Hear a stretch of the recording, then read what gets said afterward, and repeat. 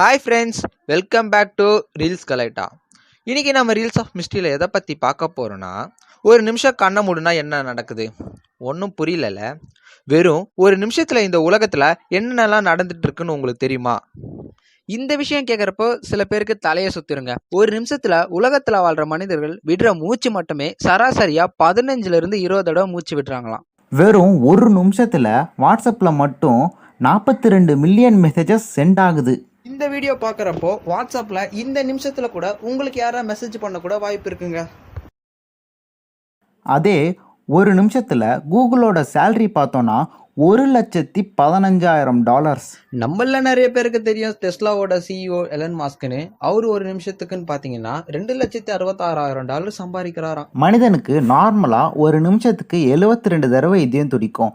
அதே ஒரு சின்ன குழந்தைக்கு 120 முதல் 180 வரைக்கும் இதய துடிப்பு இருக்கும். ஒரு நிமிஷம்னு சொல்ல போனால் 60 வினாடி. சவுத் இந்தியாவில் மட்டுமே பார்த்தீங்கன்னா சராசரி 60 கோடி மக்கள் வாழ்கிறாங்களாம். ஒரு நிமிஷத்துக்கு மட்டுமே பார்த்தீங்கன்னா 30லேருந்து 45 குழந்தை பிறக்கிறாங்களாம். எவ்வளோதான் பிறந்துட்டே இருந்தாலும் மனிதனுக்கு இறப்புன்னு ஒன்று இருக்க தான் செய்யுது. இந்தியாவில் மட்டும் சராசரியாக 20 பேர் ஒரு நிமிஷத்துக்கு இறந்துட்டு தான் இருக்காங்க. அது மட்டும் இல்லை, ஒரு நிமிஷத்தில் மனிதனோட மூளை 50 வெவ்வேறு கோணங்களில் ஒரு விஷயத்தை பற்றி யோசிக்குதாங்க.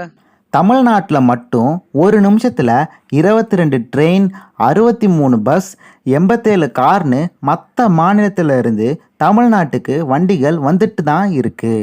ஒரு நிமிஷத்தில் நம்ம வாய்க்குள்ளே இருக்கிற நாக்கில் இருந்து சராசரியாக 0.5லிருந்து 1 ml வரைக்கும் உமிழ்நீர் சுரக்குதான்.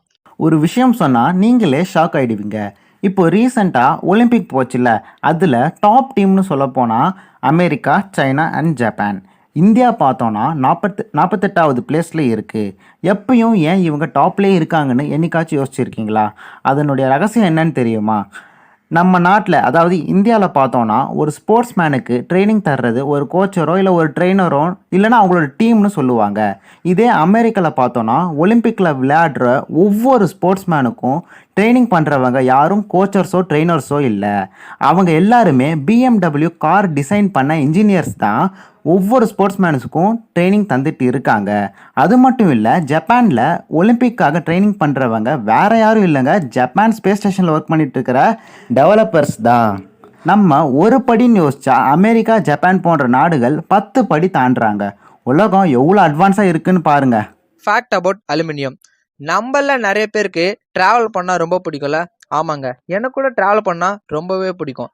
ட்ராவலிங்லேயே வேகமாக போகக்கூடிய வாகனம், அதுவும் ரொம்ப வேகமாக போகக்கூடிய வாகனம் எதுன்னு பார்த்தீங்கன்னா ஏரோப்ளேன் தாங்க. நம்ம பைக்லேயோ கார்லேயோ போகிறோம், அந்த ஸ்பீடு எவ்வளோ நம்மளால் பார்க்கவும் முடியும், உணரவும் முடியும். ஆனால் ஏரோப்ளைனில் போகிறப்போ அதோட ஸ்பீடு என்னைக்காச்சும் யோசிச்சிருக்கீங்களா? ஏரோப்ளைனில் சராசரியாக மணிக்கு 900 கிலோமீட்டர் வேகத்தில் பறக்குது. அந்த அளவுக்கு வேகமாக பறக்கிறதுக்கு காரணமாக இருக்கிறது ஏரோப்ளைனோட அலுமினியம் பாடி ஸ்ட்ரக்சர் தாங்க. இந்த அலுமினியம் எதுலேருந்து கிடைக்குதுன்னு பார்த்தீங்கன்னா பாக்சைட் அண்ட் கிரையோலைட் மினரல்ஸ் இருந்து கிடைக்கிது. சரி, எதுக்கு அலுமினியம் ஏரோப்ளைனில் யூஸ் பண்ணுறாங்கன்னு பார்த்தீங்கன்னா, இதுவே ஏரோப்ளைனில் இரும்பில் செஞ்சுருந்தாங்கன்னா பஸ்ஸோ லாரியோ போல் தரையில் தாங்க ஒட்டின்னு இருக்கணும். மேலே வானத்திலும் பறக்க முடியாது. இரும்பு பார்த்தோன்னு வச்சுக்கோங்க, வெயிட்டும் ஜாஸ்தி, காசும் ஜாஸ்தி, சீக்கிரமாக துரு பிடிச்சிரும். ஆனால் அதுவே அலுமினியம் பார்த்தோன்னு வச்சுக்கோங்க, வெயிட்டும் கம்மி, காசும் கம்மி, முக்கியமாக துரு பிடிக்காது, ஈஸியாக நமக்கு ஏற்ற மாதிரி வளைச்சிக்கலாம். அது மட்டும் இல்லாமல் அலுமினியம் கூட கொஞ்சம் நிக்கலும் குரோமியம் கலந்து செய்கிறது தாங்க ஸ்டெயின்லெஸ் ஸ்டீல். இன்னைக்கு ஸ்டெயின்லெஸ் ஸ்டீல் இல்லாமல் உலகமே இல்லை தாங்க. நம்ம சாப்பிட்ற தட்டில் இருந்து கதவை டாப்பால் போட்டு பூட்டு போடுற வரைக்கும் இந்த ஸ்டெயின்லெஸ் ஸ்டீல் தாங்க யூஸ் பண்ணுறோம். ஒரு சில ஃபன்னான கேள்விகள் நம்ம கூகுள்கிட்டயே பேசியிருப்போம். அதில் சில கேள்விக்கு கூகுளே மழுப்பும், சிலது நம்ம கேட்ட விஷயத்துக்கு ரிலேட்டடான மெசேஜை காமிக்கும். இல்லைனா மொட்டையாக நோ ரெஸ்பான்ஸ் ஃபவுண்டுன்னு சொல்லி கூகுளில் போயிட்டு சர்ச் பண்ணிட்டு இருக்கிறப்போ ஃபன்னாக சர்ச் பண்ணலான்ட்டு போனேன். அதாவது கூகுளில் போயிட்டு இங்கிலீஷ் டு தமிழ்னு ஃபஸ்ட்டு டைப் பண்ணுங்கள்.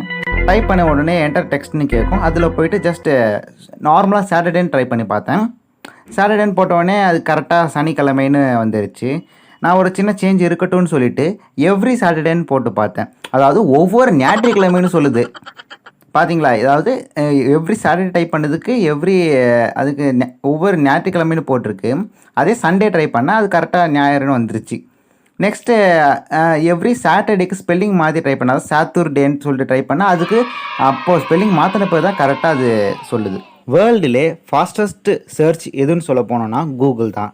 பட் இந்த கூகுளே சம்டைம்ஸ் இந்த மாதிரி ஃபால்ட் ஆகிறதால தான் இதோட இம்பேக்ட் கம்மியாக இருக்குது. நம்மள நிறைய பேருக்கு மழைனா ரொம்ப பிடிக்கும்ல. ஆமாங்க, எனக்கு கூட மழைனா ரொம்பவே பிடிக்கும். மழை வந்தா என்ன பண்ணுவோம்? ஸ்டேட்டஸ் போடுவோம். எதனா சூடா குடிக்கணும்னு நினைப்போம், இல்ல எதனா சூடா சாப்பிடணும்னு நினைப்போம். நமக்கு தெரிஞ்ச மழைலாம் என்ன? ஒன்று பருவமழை, இன்னொன்று ஆலங்கட்டி மழை. இந்த மழையும் இல்லாம இன்னொரு மழையும் பெய்தான். இந்த மழையோட பேர் பார்த்தீங்கன்னா அமில மழை, அதாவது ஆசிட் ரெயின். இந்த மழை இயற்கையா பெய்தான்னு கேட்டிங்கன்னா இயற்கையெல்லாம் பெய்யல, இது மழை செயற்கையாக தான் பெய்யுது. இந்த மழை உருவாவது எப்படின்னு பார்த்தீங்கன்னா, ஃபேக்ட்ரியில் யூஸ் பண்ணுற sulphur di oxide and nitrogen oxide இது ரெண்டும் பேர்ன் பண்ணும்போது இது ஒரு கேஸாக எவாப்ரேட் ஆகுது.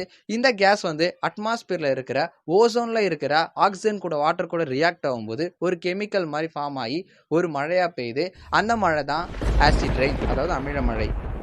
இந்த மழையால் நிலத்தில் இருக்க உயிரினங்களும் சரி மரங்களும் சரி ரொம்பவே பாதிப்படுது. பொதுவாக சொல்லப்போனால் இந்த மழை பெய்யறதுனால பூமிக்கு அடியில் இருக்க அலுமினியம் வெளியே வர்றதுனால மரத்துக்கு தேவையான சத்துக்கள் போகாமல் அந்த மரம் சீக்கிரமாக செத்துது.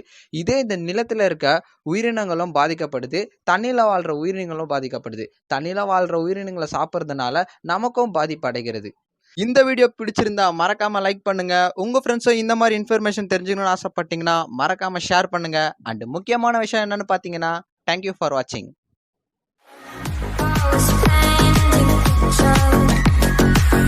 Chose a painting